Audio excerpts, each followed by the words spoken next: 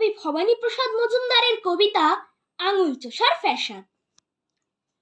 Class 1-এ ভোঁদার ছিল আঙুল চোষার রোগ।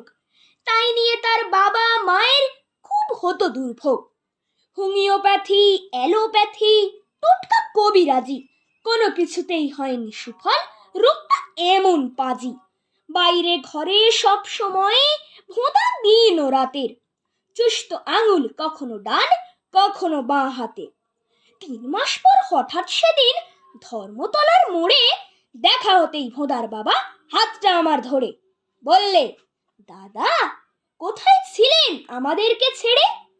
আমার ভোঁদার আঙুল চোষার রোগ গিয়েছে সেরে।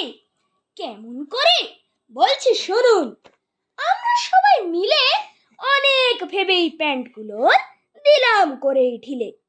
পরলেই প্যান্ট কোমর থেকে যেই না নেমে আসে, অমনি ভোঁদা চেপে ধরে 2 হাতে 2 পাশে। ওইভাবেতেই ঘরে ফিরে উঠে নামে ছোটে। ফলে এই আঙুল চোষার সুযোগ পায় না সে আর মোটে।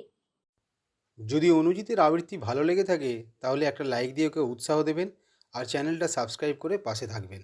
ধন্যবাদ।